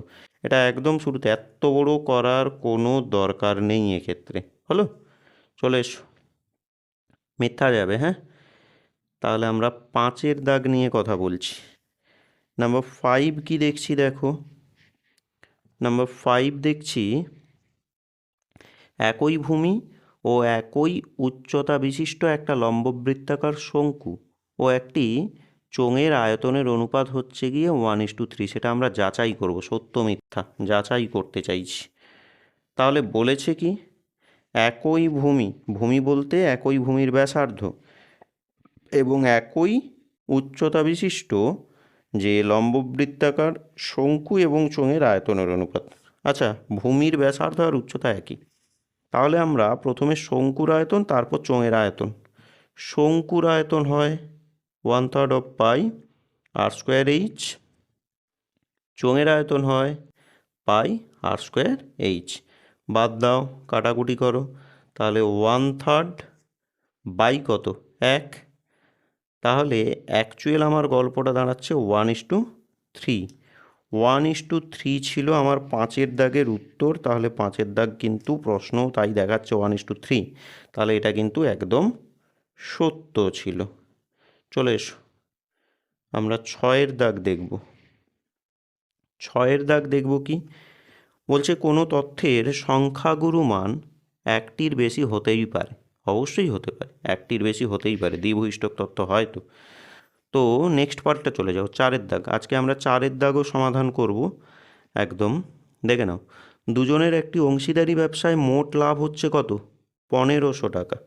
রাজীবের মূলধন তার মধ্যে দেওয়া আছে 6000 টাকা, লাভ হচ্ছে 900 টাকা, তাহলে আফতাবের মূলধন কত? এবার শুরুতে একটা বিষয় বুঝে যাও, এখানে অংশীদার দুজন, একজন প্রশ্নে শুরুতেই বলে দেওয়া আছে রাজীব এবং ফিনিশিংটা হচ্ছে আফতাব। গল্পটা কি ছিল না, মূলধনের পরিমাণের অনুপাত সমান সমান লাভের পরিমাণের অনুপাত। তাহলে আমরা এখানে লিখতে পারি রাজীবের মূলধন, লিখবে কমপ্লিট করে, রাজীবের মূলধন বাই আফতাবের মূলধন, সেটা সমান হবে কার সঙ্গে না রাজীবের লাভ বাই হচ্ছে আফতাবের লাভ হবে একদম। চলো এই ফরম্যাটে ফেলে দাও, গল্প শেষ হয়ে যাবে। তাহলে দুজনের একটি অংশীদারি ব্যবসায় মোট লাভ ছিল 1500। রাজীবের মূলধন প্রশ্নে বলেছে 6000, বইটা কাছে রেখো তাহলে আরও ভালো বোঝা যাবে। তো রাজীবের মূলধন ছিল 6000, বসিয়ে দিলাম, হ্যাঁ, এবং লাভ হচ্ছে 900 টাকা। কার না রাজীবেরই কথা হচ্ছে, রাজীবের লাভ হচ্ছে 900 টাকা দিলুম। আফতাবের মূলধন কত এইটা আমাকে জানতে চেয়েছে, ধরো এক্স ধরলাম এটা, হ্যাঁ, আফতাবের মূলধনটা এক্স, তাহলে এক্সের মান বের হলেই আনসার চলে আসবে। কিন্তু এইবার আফতাবের লাভটা প্রশ্নে বলেছে, বাট ইনডিরেক্টলি বলেছে, সরাসরি কিছু বলেনি। তাহলে মোট লাভ ছিল তোমার 1500, মোট লাভ ছিল 1500, বোঝো ভালো করে, মোট লাভ ছিল 1500, এবং সেই জায়গা থেকে রাজীব লাভ নিয়ে নিয়েছে 900 টাকা। তাহলে আফতাবের বাকিটা 1500 মাইনাস হচ্ছে তোমার 900 হবে। পারফেক্ট, চলে এসো, এটা মাইনাস নয়, হ্যাঁ। নেক্সট, তাহলে 6000 বাই হচ্ছে এক্স সমান সমান 900 বাই কত হচ্ছে 600, হলো। তাহলে এখান থেকে তুমি ক্রস করে দাও, এক্সের সঙ্গে 900 গুণ হয়, আর 6000 এর সঙ্গে 600 গুণ হয়, 900টা যে এক্সের সঙ্গে গুণ ছিল এদিকটাতে কি ভাগ হয়ে যাবে, 0 0 0 0 কাটো, 3 2 3 3 9 কাটছি, এবার 3 2 6 0 0 0, তাহলে 4000 টাকা হয়ে যাবে আমাদের এই প্রশ্নের সমাধান। বোঝা গেল? পারফেক্ট, চলে এসো পরেরটা বলতে আমরা চলে আসছি 2-এর দাগ। 2-এর দাগ কি দেখাচ্ছে ফাটাফাট দেখো। 2-এর দাগ কি দেখছি আমরা, বলছে বার্ষিক 5% সরল সুদের হারে, বার্ষিক 5% সরল সুদের হারে কত টাকার মাসিক সুদ, এটা 1 টাকা নির্ণয় করতে হবে। ওকে, এটা 1, হ্যাঁ। তাহলে গল্পটা কি ছিল, গল্পটা দেওয়া আছে এরকম, বার্ষিক 5% সরল সুদের হারে। তাহলে তোমাকে সরল সুদের হার ভ্যালু অফ আর দেওয়া আছে তোমাকে কত, আর দেওয়া আছে তোমাকে 5%, 5% সরল সুদের হারে। 5% সরল সুদের হারে কত টাকার, আসল তো বুঝতে পারছি না, তুমি ওপরেই ধরে নিও, ধরি আসল পি টাকা, কত টাকার মাসিক সুদ 1 টাকা হবে। সুদ, তাহলে ইন্টারেস্ট বলেছে 1 টাকা, সময় টাইমটা কত বলেছে, মাসিক সুদ 1 মাস, কিন্তু আমরা জানি মাসে তো কাজ করছি না, তাহলে বছরে নিয়ে যাও বাই 12, তখন কি বছর হয়। এইবার ফর্মুলা ব্যবহার করো, মূল ফর্মুলা ব্যবহার করো, আই সমান সমান পিটিআর বা পিআরটি বাই 100।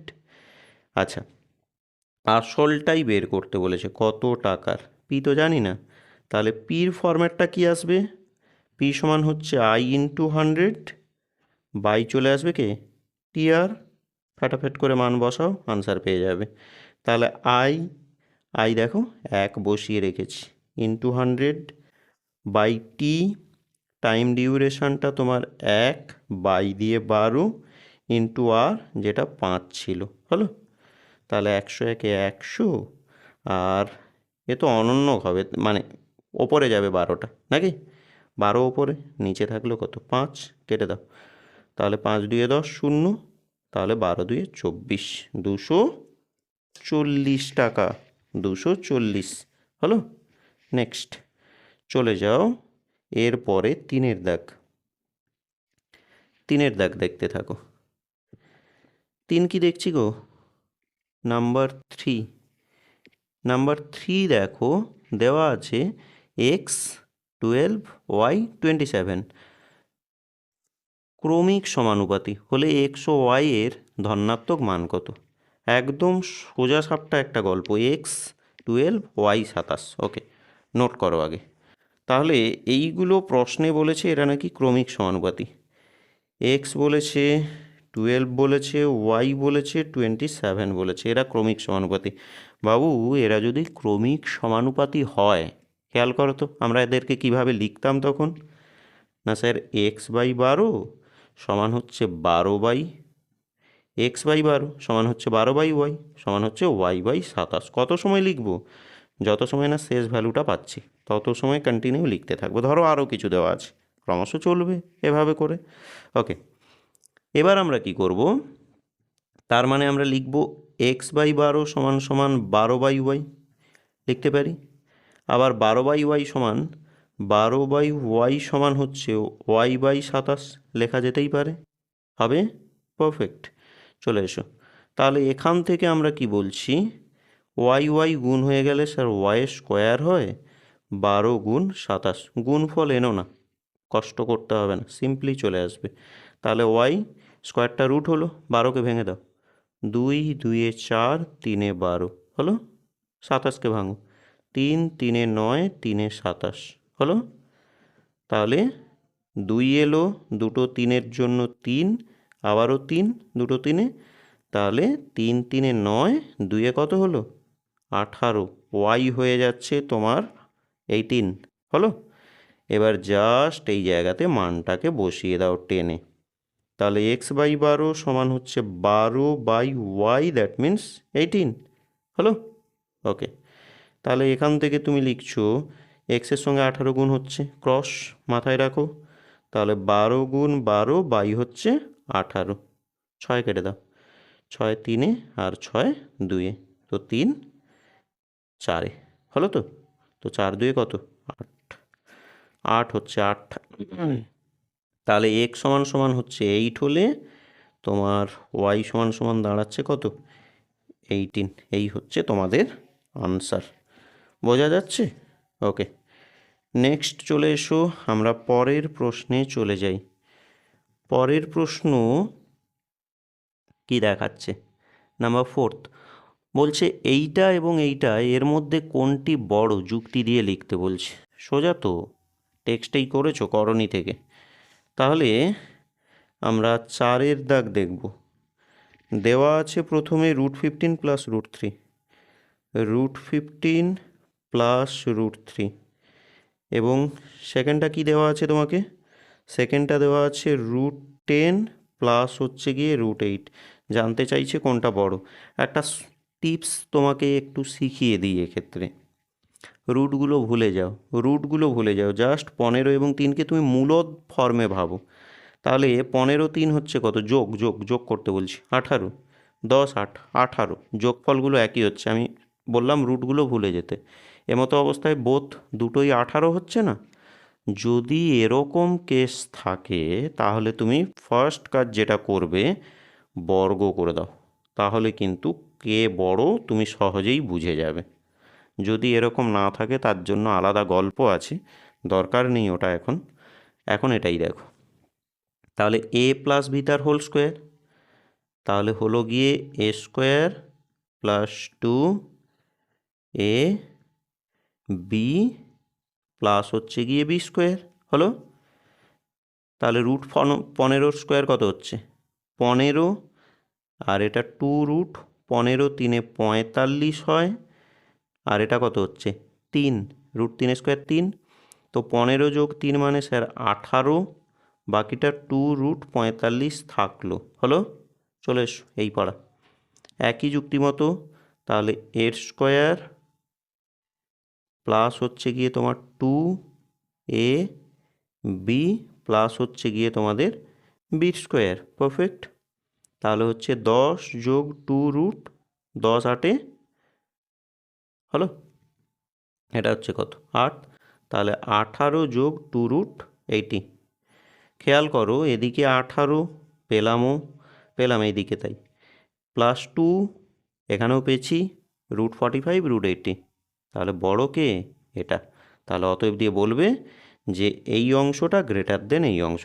আর স্কোয়ার দিও না তখন, আর জায়গা নেই এই জন্য আর লিখছি না, তাহলে অতএব দিয়ে বলবে এই অংশটা সমান দিয়ে এই অংশটা, ক্লিয়ার? অবশ্যই বলবে শেষে, ওটা না বললে কিন্তু কাজটা অসম্পূর্ণ থেকে যাবে, গণ্ডগোল হয়ে যাবে তখন, হ্যাঁ, তখন নাম্বার পেতেও অসুবিধা হবে তোমার।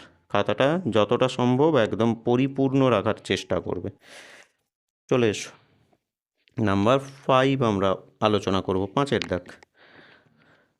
তাহলে আমরা 5-এর দাগে অ্যাকচুয়াল কি দেখছি, গল্পটা কি আছে বলছে, একটি বৃত্তে দুটো জ্যা পি কিউ এবং পি আর পরস্পর লম্ব। একটা কনসেপ্ট লক্ষ্য করো, পি কিউ পি আর বলেছিল, পি কিন্তু কমন পার্ট পেয়ে যাচ্ছি, একটা শীর্ষবিন্দু হবে পি হলো।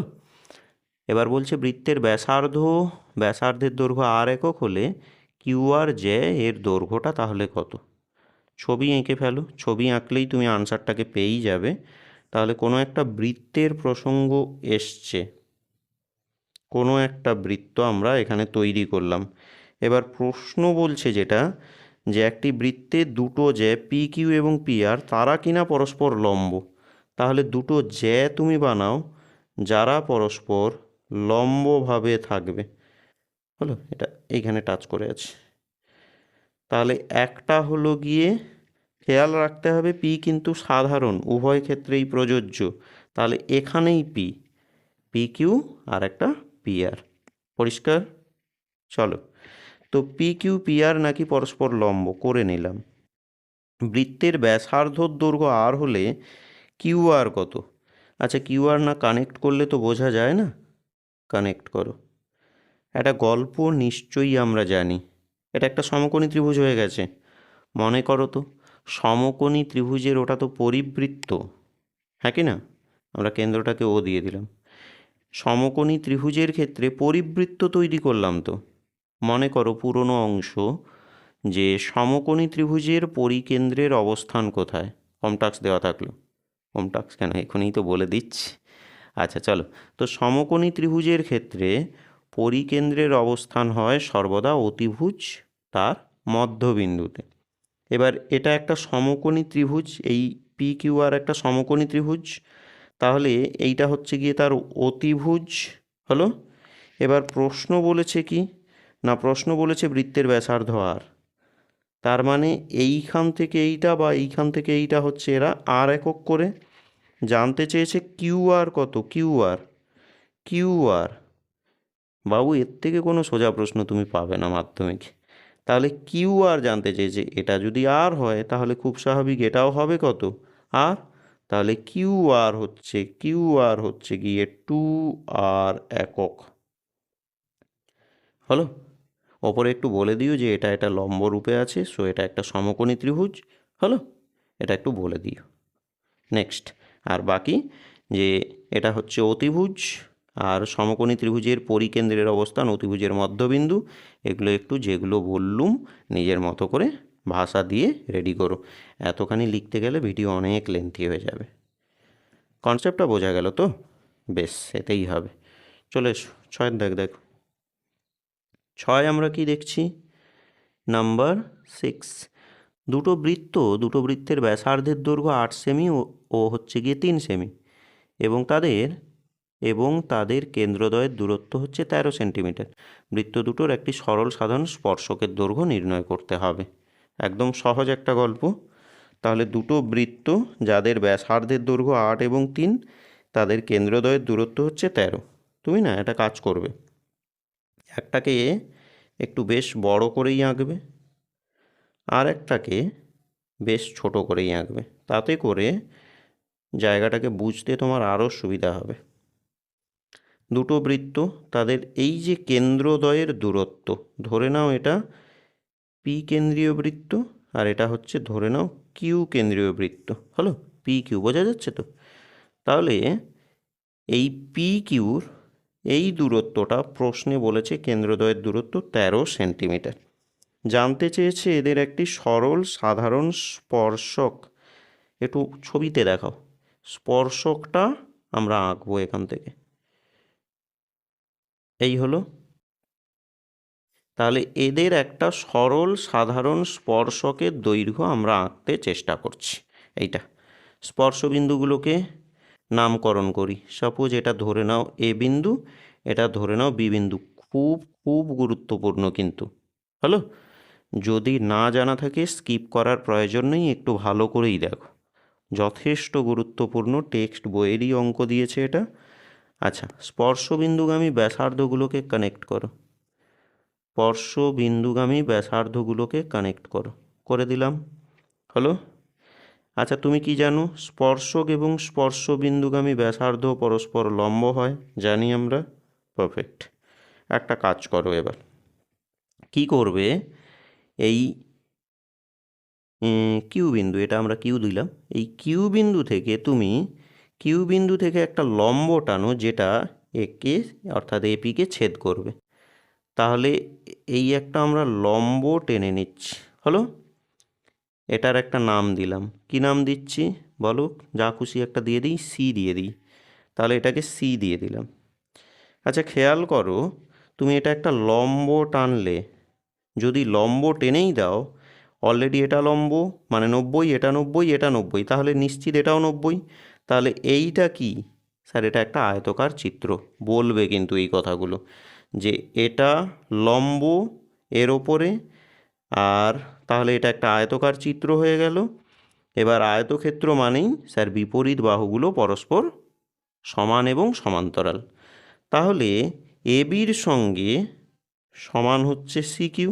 হলো, তো ওই স্পর্শকের দূরত্বটাই কিন্তু চাই, মানে আমাদের ডেস্টিনেশান ক্রমশ এইটা হবে, এইটা আমাদের ক্রমশ ডেস্টিনেশান হবে। যেহেতু আয়তক্ষেত্র, স্যার এটা মানেও এটা। আচ্ছা, বৃত্তের ব্যাসার্ধগুলো তার আগে বলা উচিত, বলেছি, আরেকবার ছবির মতো করে বলে দিই। তো ব্যাসার্ধ হচ্ছে 8 এবং 3। বড়টার ব্যাসার্ধ এপি, এটা কত? 8 সেন্টিমিটার। ছোটোটা বি কিউ, এটা কত?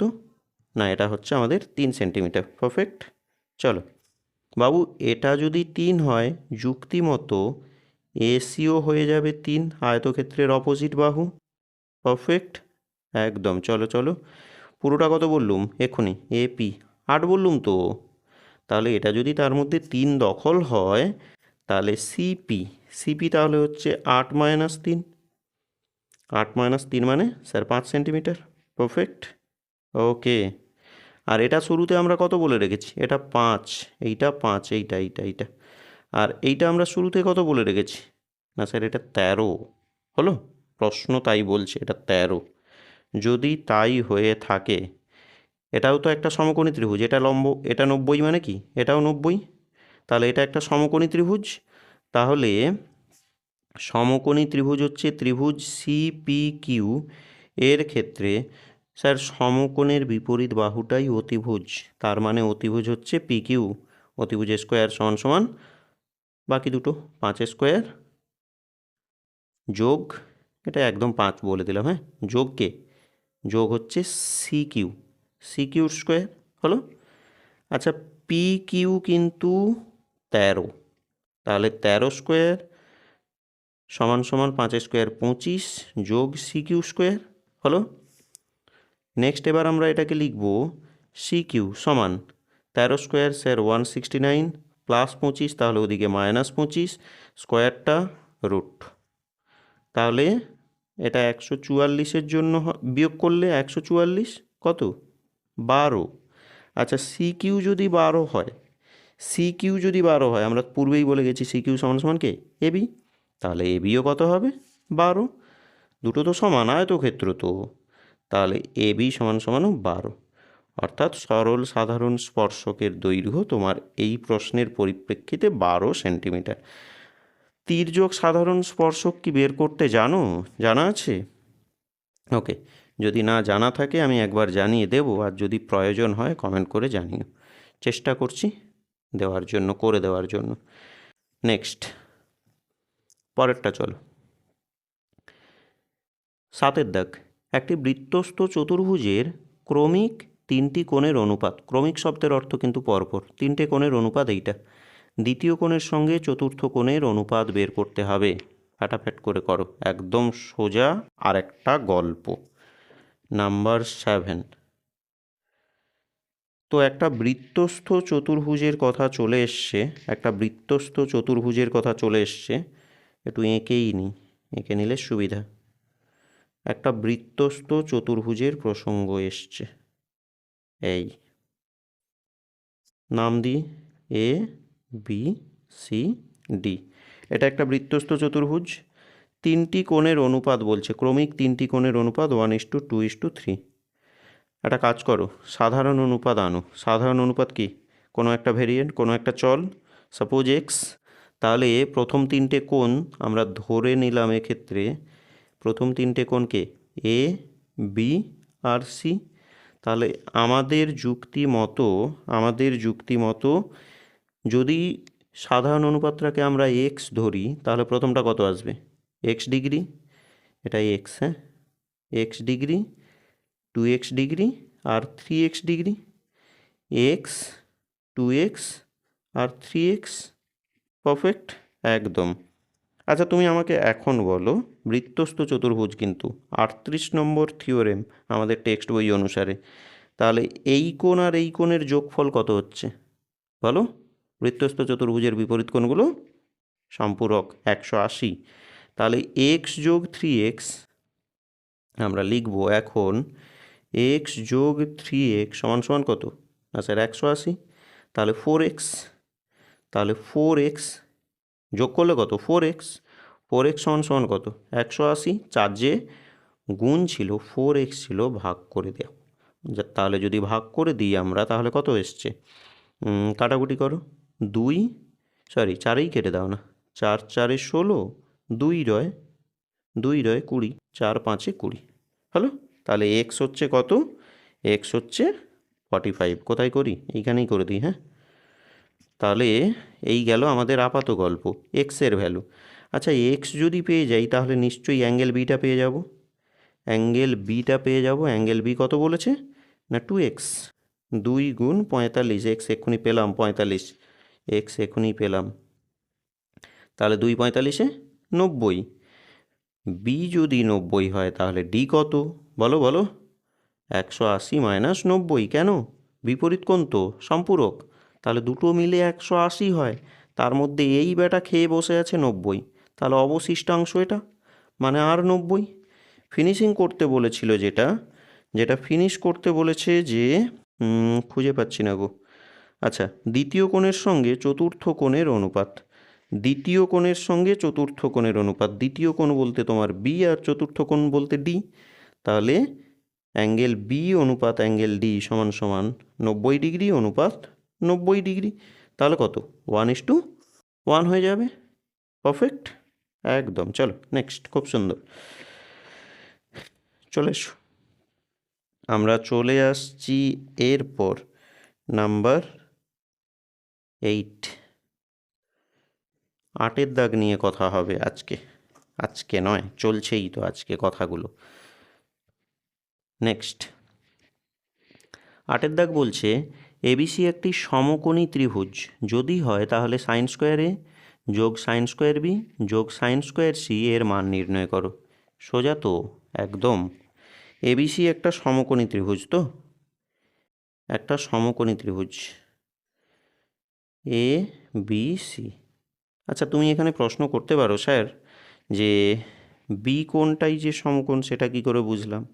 না, সেটা বোঝার কোনো উপায় অন্তত নেই, প্রশ্ন কিছু বলে দেয়নি, তাই আমরা ধরে নিলাম এরকম। যাই করি না কেন তুমি ওখানে সিও ধরে করতে পারো, ওটা কোনো ফ্যাক্ট নয়, চলে আসবে কাজ। প্রশ্ন বলে দেয়নি, তাই জন্য আমরা এইভাবে নিলুম। এইবার আমাকে বের করতে হবে, ভালো করে বোঝো, সাইন স্কোয়ার এ যোগ সাইন স্কোয়ার বি। তুমি টেক্সট বইয়ে তো পাবে না কাজটাকে, এই জন্য ভালো করে দেখতে বলেছি, এবং কিন্তু গুরুত্বপূর্ণ প্রয়োজনীয় মেটেরিয়াল এটা কিন্তু। আচ্ছা, যেহেতু এবিসি সমকোণী ত্রিভুজ, আগে ভাগেই আমরা বলে দিই অ্যাঙ্গেল বি হচ্ছে গিয়ে 90 ডিগ্রি, পারফেক্ট, এবং এবং 90 চলে গেল, বাকি দুটো মিলে নিশ্চয়ই 90। তার মানে আমরা লিখব এ যোগ সি সমান সমান 90 ডিগ্রি। লেখা উচিত না? বোঝা যায়নি? একটা যদি 90 হয়, অবশিষ্ট দুটো মিলে আবার তো 90 হলো, সেটাই বললাম, আর কিছুই নয়। তাহলে একটা কাজ করো, সাইন স্কোয়ার এ এর পরিবর্তে আমরা লিখতে পারি এ সমান সমান 90 ডিগ্রি মাইনাস সি লেখাই যায়। তাহলে এ কে রিপ্লেস করছি 90 ডিগ্রি মাইনাস সি দিয়ে। সাইন স্কোয়ার বি, বিকে আমরা 90 বললুম শুরুতেই।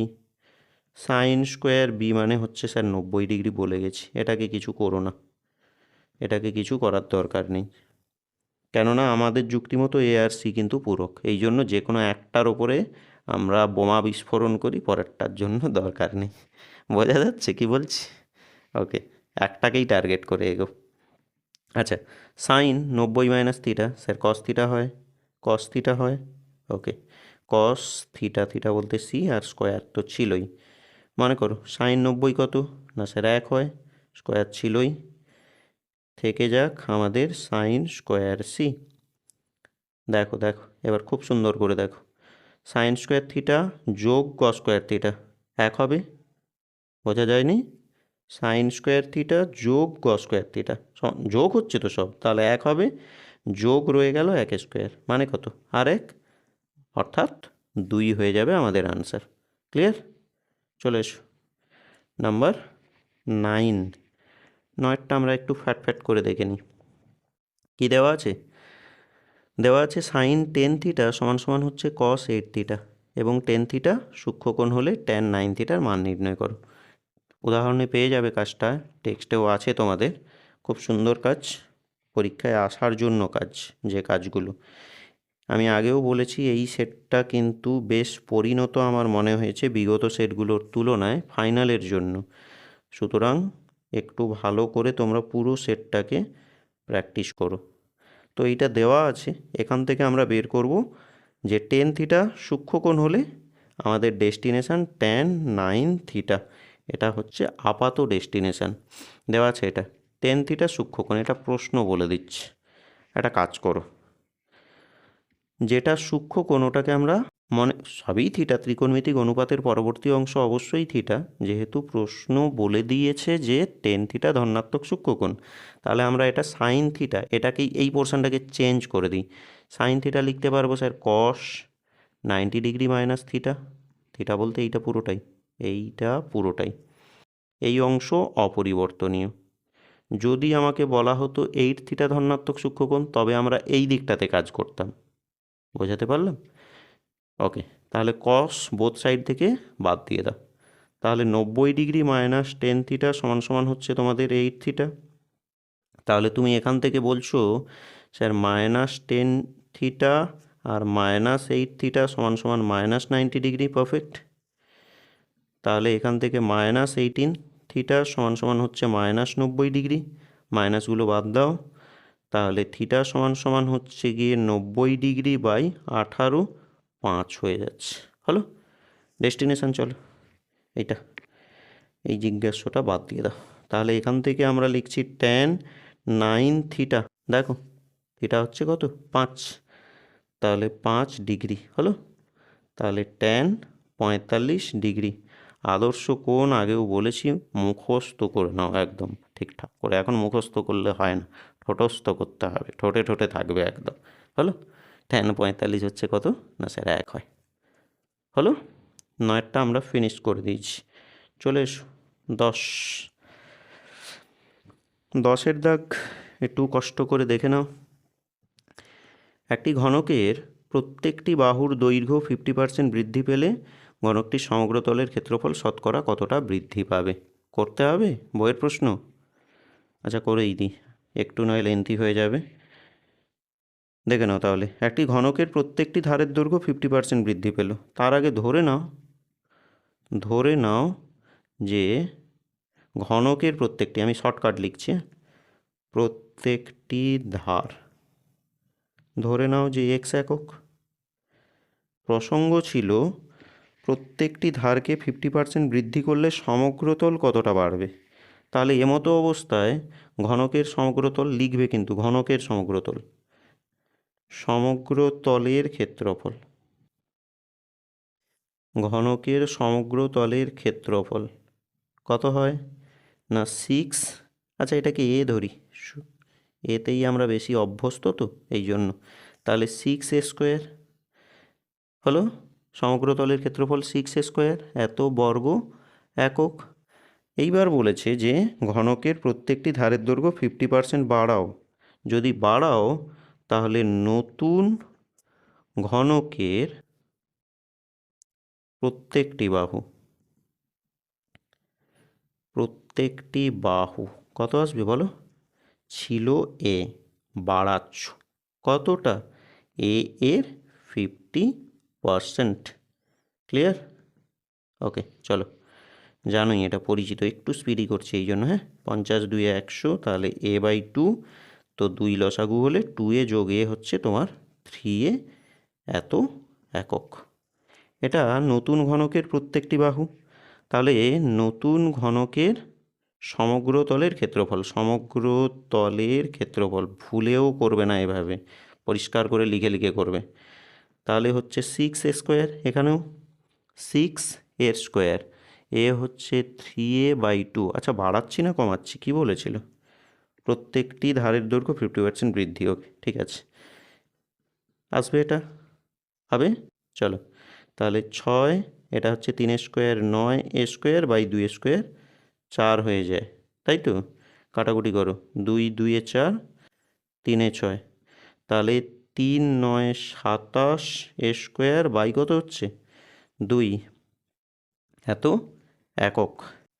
এইবার নতুন সমগ্র তলের ক্ষেত্রফল কিন্তু আমরা বের করে নিয়েছি। এইটা জানতে চেয়েছে কতটা বাড়বে। খেয়াল করো পূর্বে তোমার ছিল কত? পূর্বে তোমার ছিল 6a², এখন এসছে এটা। তাহলে সমগ্র তলের ক্ষেত্রফল বৃদ্ধি কতটা? সমগ্র তলের ক্ষেত্রফল বৃদ্ধি কতটা বিয়োগ করতে হবে। তাহলে 27a²/2 থেকে তুমি বাদ দিচ্ছ কত? 6a², এত বর্গ একক। 2 তোমার লসাগু, তাহলে 27a² - 2 6 12a², তাহলে হচ্ছে কত? 15a²/2, 15a²/2। ক্লিয়ার তো? ওকে, তাহলে এইটা হচ্ছে সমগ্র তলের ক্ষেত্রফল কতটা বাড়লো আমরা সেটা দেখলাম, বাট শতকরা কত সেটা জানতে চেয়েছি। তাহলে ক্ষেত্রফল বৃদ্ধি, আরেকবার লিখছি, ও দেখতে অসুবিধা হচ্ছে। ওকে, ক্ষেত্রফল বৃদ্ধি, তাহলে কি করতে হয়? বেড়েছে অ্যাকচুয়াল 15a²/2 বাই প্রাথমিক, যেটা ছিল কত না 6a² × 100% করে ফেলো, ফ্যাট করে আনসার তুমি পেয়েই যাবে এখান থেকে। তাহলে এখান থেকে আমরা লিখব 15a²/2 অনন্য করছে না, তাহলে 1/6a² ইন্টু হচ্ছে গিয়ে তোমার 100%। কাটাকুটি করে ফেলো, a² কাটলো, 2 কেটে দাও, 2 3 6, আচ্ছা এটাকে 3 যা খুশি কোনো ব্যাপার না, 2 3 6 আর 2 50, 3 কাটো, 3 5 15, কাটাকুটি যেন ঠিক হয়, 2 25, তাহলে হচ্ছে 25 5 125 হবে। 125 হয়ে গেছে তোমার এই প্রশ্নের আনসার। পারফেক্ট, চলে যাও নেক্সট, পরেরটা। বোঝা যাচ্ছে নিশ্চয়ই, পরিচিত কাজ তো একদম। নেক্সট এরপরে আমরা চলে আসি নাম্বার 11, 12 আরেকটু 11, 12 মাধ্যমিক শেষ হয়ে যাচ্ছে, 11, 12 এবার শুরু হবে। 11, 12 বলছে 8 সেন্টিমিটার দৈর্ঘ্যের ব্যাসের একটি নিরেট লোহার গোলককে গলিয়ে 8 সেন্টিমিটার দৈর্ঘ্যের ব্যাসার্ধের কয়টি নিরেট গুলি পাওয়া যাবে। একটাকে গলিয়ে আর একটা তৈরি করতে যাচ্ছি, বলছে কয়টা, সংখ্যায় কটা। কি করবে? দুটোর আয়তনকে ভাগ করবে। তো 8 সেন্টিমিটার দৈর্ঘ্যের ব্যাসের একটি নিরেট লোহার গোলককে গলাচ্ছ। লোহার গোলকের ব্যাস আছে, লোহার গোলকের ব্যাস আর লিখবো না, ব্যাসার্ধই করে দাও। লোহার গোলকের ব্যাসার্ধ 8 সেন্টিমিটার যদি ব্যাস হয় তাহলে ব্যাসার্ধ খুব স্বাভাবিক r/2 সেন্টিমিটার। এটাকে গলিয়ে 8 সেন্টিমিটার দৈর্ঘ্যের ব্যাসার্ধের কয়টি নিরেট গুলি পাওয়া যাবে। তাহলে তুমি এখান থেকে কিন্তু ব্যাসার্ধ লিখেছো। লোহার গোলকের ব্যাসার্ধ যদি এত হয়, লোহার গোলকের আয়তন কি হবে? স্যার আয়তন আমরা জানি 4/3 পাই আর কিউব, এত ঘন সেন্টিমিটার। পারফেক্ট, একদম। এইবার বলছে গলিয়ে 8 সেন্টিমিটার দৈর্ঘ্যের ব্যাসার্ধের কয়টি নিরেট গুলি পাওয়া যাবে। তাহলে নিরেট গুলির ব্যাসার্ধ দেওয়া আছে কত? 8 সেন্টিমিটার। হলো, তাহলে নিরেট গুলির আয়তন দেখো, তো 4/3 পাই r/3 এত ঘন সেন্টিমিটার। পারফেক্ট। এবার নিরেট গুলির সংখ্যা চাই, তাহলে অতএব নিরেট গুলির সংখ্যা কি করব? আগে দাও ওর আয়তন 4/3 পাই r/2 তার হোল কিউব, বাই দাও এর আয়তন 4/3 পাই r/3 এত টি। 4/3 পাই বাদ দিলুম, ভেঙে দাও, তাহলে r/3/2 হচ্ছে তোমাদের 8, একদম নিচে বসিয়ে দিচ্ছি, আর এদিকে r/3। তাহলে কাটাকুটি হয়ে গেলে 1/8। এবার দেখো, প্রশ্নটা শুরুতেই প্রবলেম ছিল, আমি বলে দিলে হতো গুলির সংখ্যা 1/8, এটা তো হয় না। গণ্ডগোলটা কোথায় আমি বলে দিই। শুরুতেই প্রশ্ন দেখেই তোমার খটকা লাগবে যে কুছ তো গড়বড় হ্যাঁ। কীরকম? 8 সেন্টিমিটার ব্যাসের, তার মানে ব্যাসার্ধ হচ্ছে r/2, তাকেই গলিয়ে আমরা 8 সেন্টিমিটার ব্যাসার্ধের গুলি বের করছি। তাহলে যদি যাকে গলাচ্ছি আর যাকে তৈরি করছি, যাকে গলাচ্ছি তার ব্যাসার্ধ r/2, যাকে তৈরি করছি তার ব্যাসার্ধ r, মানে আরও কম হওয়া উচিত ছিল সেক্ষেত্রে, তাই না? সেখান থেকে দেখেই বুঝে যেতে হচ্ছে যে গণ্ডগোল ছিল, কিছু তো গণ্ডগোল আছে, হয় এককগত গণ্ডগোল আছে, নতুবা মান যেটা দেওয়া আছে সেটা গণ্ডগোল আছে। কেন না, গুলির সংখ্যা তো কখনো এটা হবে না, এটা তো কোনো সংখ্যা নয়, এ তো ভগ্নাংশ চলে এসছে, তাই না? কোনো একটা স্বাভাবিক সংখ্যা আসা উচিত ছিল। যাই হোক, সিস্টেম বোঝা গেলেই হলো, বাকি যা থাকবে এইভাবেই করলে আমরা আনসার পাবো। চলে আসি 4-এর দাগের 12। দেখো 4-এর দাগের 12 টেক্সট বইয়ে পাবে না, স্ট্যাটিস্টিক্স থেকে কাজ। সো একটু ভালো করে কেয়ারফুলি লক্ষ্য করো। আমি বিভিন্ন হয়তো ভাবে শিখেছো, আমি একদম সহজ সরলভাবেই এটা আলোচনা করি, বেশি ডিপে গেলে তোমরা হয়তো অনেকে নিতে পারবে না জায়গাটাকে। তাহলে দেখো একটুখানি, এটাকে কি বলে মনে আছে তো? Summation sigma, actual summation i সমান 1 to n xi মাইনাস 7 সমান 12। আর এক পাড়ায় দেওয়া আছে সামেশান i সমান 1 to n xi প্লাস 3 সমান 72 দেওয়া আছে। তো এখান থেকে আমাকে বের করতে হবে যে, দেখে নাও একটু প্রশ্নটা, বের করতে হবে তোমাকে যে n এর মান নির্ণয় করো। n এর মান আমরা জানতে চাইছি। তাহলে আমরা করব কি, একদম সোজা সাপটা সহজ সরলভাবেই আমি করি। খুব বেশি জটিল আমি কিছু করতে চাইছি না। যতটা সহজ করে উপস্থাপন করা যায় ততই মনে হয় মঙ্গল হবে, নাকি? তো চলো, আর একদম ওয়েট করছি না। এখান থেকে আমরা কি লিখব? সামেশান মানে আগে একটু ছোট্ট করে বলে দিই, সামেশান মানে কি এইটা আগে মনে করো তো।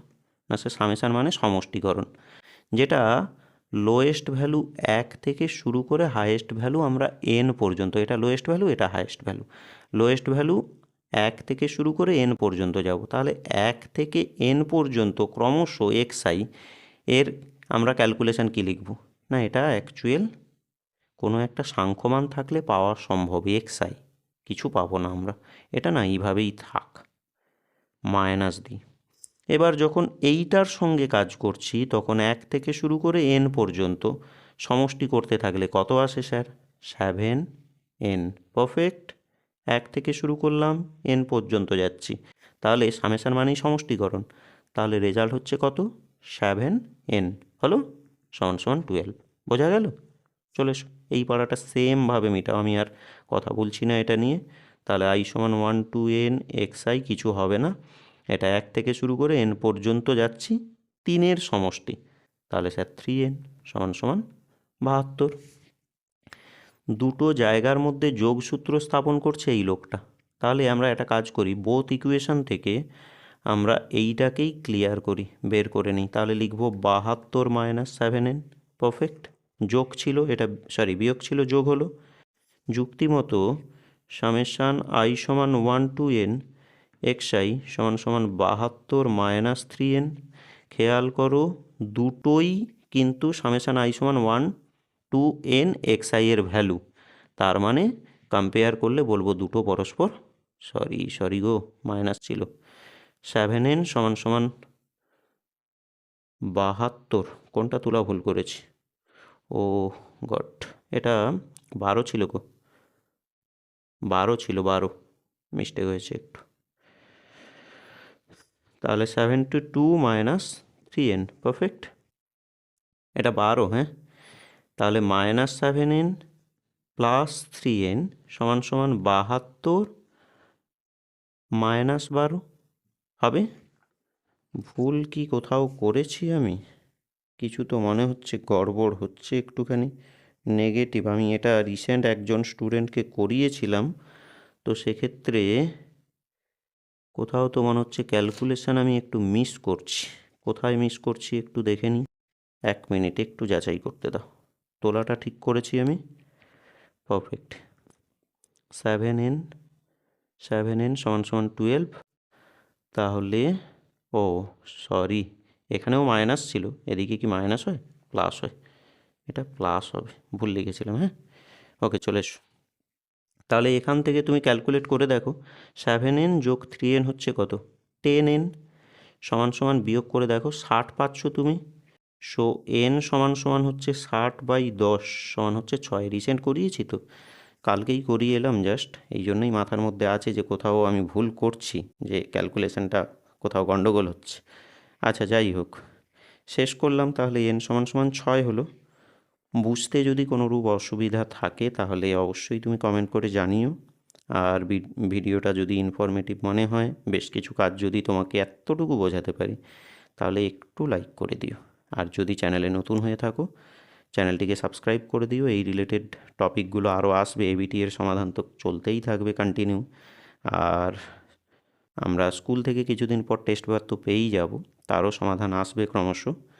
আর জানিও বুঝতে কোনো কিছু অসুবিধা লাগছে কি না, বা যদি বোঝাও গিয়ে থাকে সেটাও জানাও, যে আমি তখন নিজে ভাবতে থাকবো যে কিছুটা অন্তত বোঝাতে পারলাম তোমাদেরকে। তো চলো, সামনে পরীক্ষা আছে, কয়েকটা দিন মাত্র পড়তে হবে কিন্তু, হ্যাঁ। টাটা।